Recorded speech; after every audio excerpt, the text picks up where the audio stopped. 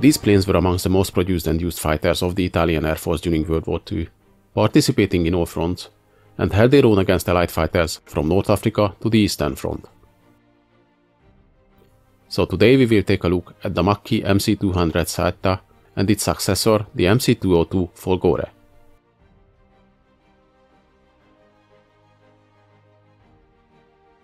The Italian Air Force, just like many others around the globe, operated biplanes between the two world wars, like the Fiat CR30 and 32. But as the 1930s arrived, and the aviation technology made big leaps, they came to the realization, as did every other major air force, that the new fast, low-wing monoplanes outperforming the biplanes now, and they will be the future. Though the Fiat CR32 only entered service in 1934, in February 1936, already new specifications were issued by the DGCA for a new modern fighter plane.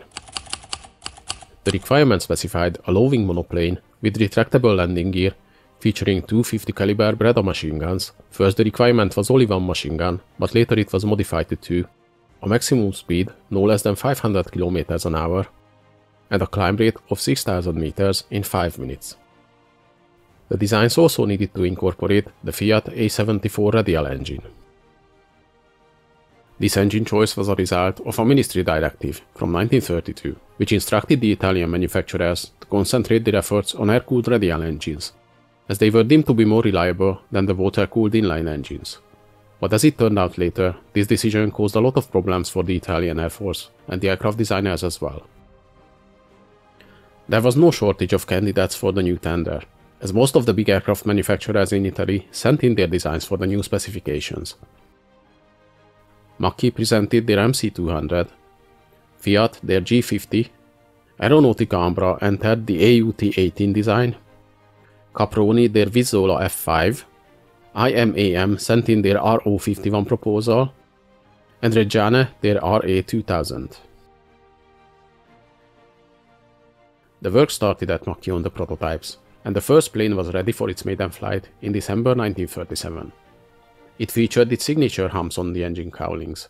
These allowed the cowling to be a smaller diameter than on the Fiat G50, which used the same engine. All the competing aircraft participated in a ministry evaluation in 1938, where the MC.200 proved to be superior to the other designs. The closest competitor was the RA2000, but its vulnerable wing-mounted fuel tanks and lack of structural strength led to its rejection. The Macchi plane could achieve the required 500 km an hour in level flight, but not any higher due to its underpowered engine. But during the test flights it was observed that its strong construction allowed it to reach 800 km an hour in dive without any problems. Not long after the second prototype has been finished, an order for 99 aircraft was placed. Though the MC.200 was stable and flew without problems, it was found that in very tight turns, it had a tendency of flipping over easily. This was actually a common problem on most aircraft that entered the evaluation, and it was traced back to the constant profile of the wings, which was rectified soon. Though the radial engines used on these planes were simpler, more reliable, and less vulnerable, they had a big drawback. As I talked about this in my earlier FW190 video as well, the problem with the air-cooled radial engines is they need a large surface area for cooling, which causes a lot of drag, and the engine cowling design have to be balanced between the cooling and the aerodynamics. But unlike the late war American-made radial engines, which could produce close to 2000 horsepower and could overcome the aerodynamic insufficiency by sheer power, the Fiat engine used in the MC.200 only delivered 870 horsepower. The aircraft, though it was very maneuverable, it was slower than most of its adversaries because of its underpowered engine. It could outturn a Hawker Hurricane and it had better climb rate, but the Hurricane was faster than the MC.200 and carried a stronger armament than the two machine guns on the Italian aircraft. And with that we arrive to the specifications of this plane. The MC.200 was not a big plane. With a length of 8.25 meters and a wingspan of 10.58 meters, it was comparable in size to the Focke-Wulf FW190. It used the Fiat A74 engine, producing 870 horsepower. With this engine, the fighter's maximum speed was 504 km an hour. It had a range of around 570 km and a service ceiling of 8,900 meters. Its armament consisted of two 12.7mm Breda machine guns, and the later MC.200 CB fighter bomber version could carry up to 300 kg of bombs.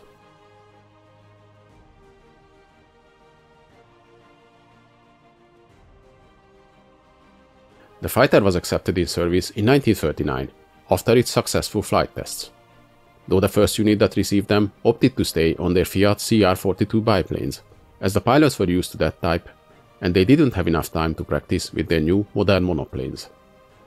They first saw combat at the end of June 1940, after Italy entered the war, and achieved their first kill in November. The MC-200s repeatedly clashed with the British Hurricanes over the Mediterranean, over Greece, and Yugoslavia as well. While the Hurricane was faster, the Italian planes were a good match for the British fighter, though their armament was much lighter. They were also used in North Africa, where the first units arrived in April 1941, and apart from the familiar Hurricanes, later they faced the American P-40 fighters as well. In addition to their fighter duties, the MC-200s were used as bomber escorts and ground attackers as well, where their radial engines were proved to be an advantage, being less vulnerable than the water-cooled engine in the German fighters.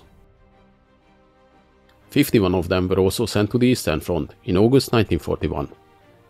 They continuously flew missions as fighter cover, bomber escort, and low-level attackers.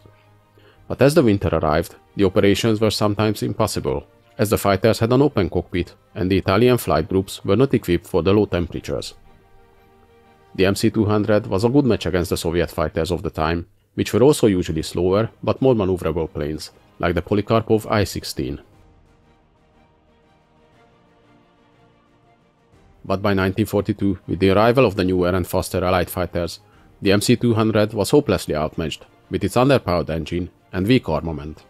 Though there were attempts to upgrade the type with more powerful engines, like the MC-200 bis model equipped with the Piaggio RC-45 engine, or the MC.201 featuring the Fiat A76 engine, but none of these were deemed satisfactory, and the type as a frontline fighter was replaced with more modern designs.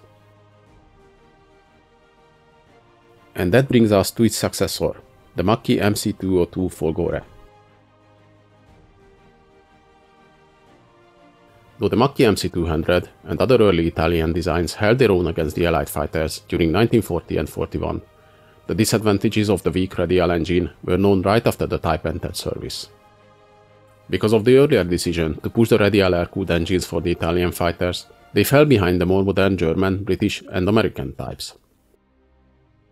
Though the Fiat company started working on their own inline aircraft engine, the A38, but the project was later cancelled, and instead the rights to manufacture the German Daimler DB601 engine were bought. This was the engine that powered the famous Messerschmitt Bf109 fighters. 4 complete engines were also imported from Germany, and one of those were sent to Macchi. Their chief designer, Mario Castoldi, who designed the former MC.200 as well, immediately set to work to design a new airframe around the Daimler engine. In the new design, he used as much from the former MC.200 components as possible. So the wings, landing gear, and tail section were all basically the same, but the fuselage was entirely new. Thanks to using parts from the former design, the construction of the prototype started in January 1940, and only 7 months later it was ready. The maiden flight was conducted in August, just 2 months after Italy entered the war, and the first tests were very successful. The aircraft managed to reach more than 600 km/h speed by retaining the excellent maneuverability of its predecessor. The type was soon ordered into service based on the flight reports from the test pilots, but the start of the production was a bit rocky. The engine manufacturing started slowly at Alfa Romeo, so the first series of aircraft were built with imported German Daimler engines. The airframe wasn't really easy to manufacture either. It was estimated the MC.202 needed almost 3 times as much man-hours to build than the comparable Bf109. During its production, the type went through many changes. Maybe the most notable is the air intake on the nose, which was changed from the square one on the prototype to a long tubular design on the early production run, and later to a larger diameter one incorporating the sand filter as well.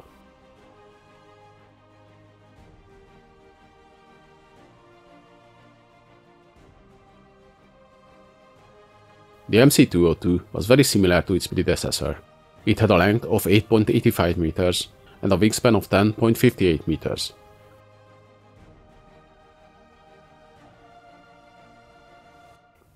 This model used the Alfa Romeo RA1000 engine, a license-built Daimler DB601, producing 1160 horsepower. With this engine, the fighter's maximum speed was 600 km an hour, around 100 km an hour faster than its predecessor.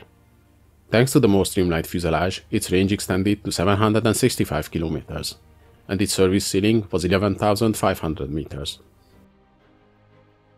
Its armament consisted of two 12.7mm Breda machine guns and two 7.7mm machine guns in the wings, though these were often removed as they were not very effective.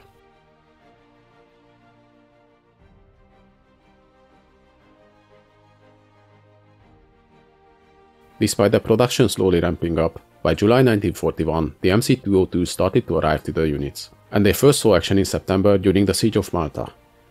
The new Italian fighter proved to be superior to the British Hurricane, though its armament was still weaker. Later in 1942, as the Spitfire Mark V started to arrive to the island, the MC.202 could hold its own against those as well, but the weaker armament and lack of radio equipment hindered their performance. The MC.202s were sent to North Africa as well in November 1941, but it was an unpleasant surprise to the Allies, as it could outperform the Hurricanes and the P-40s as well, and only the later Spitfires performed similarly. As the Allies slowly pushed the Axis forces from North Africa, the fighters fought over Tunisia, then Sicily, and in the end over Italy. Some of them were sent to the Eastern Front in May 1942. They were used mainly as bomber escorts. But as the winter months arrived, they faced the same challenges as the MC.200s before. They could barely conduct any combat operations because of the lack of proper equipment. They flew their last combat sorties on the Eastern Front in January 1943. By the time the Italian armistice the same year, only around 100 of them remained operational. Though the roots of these fighters reach back to the 1930s, they were amongst the best planes used in numbers by the Italian Air Force during World War II, especially the MC.202, which fixed the main weakness of its predecessor, the underpowered engine, and it was considered a very good fighter plane, unequal to the British Spitfire.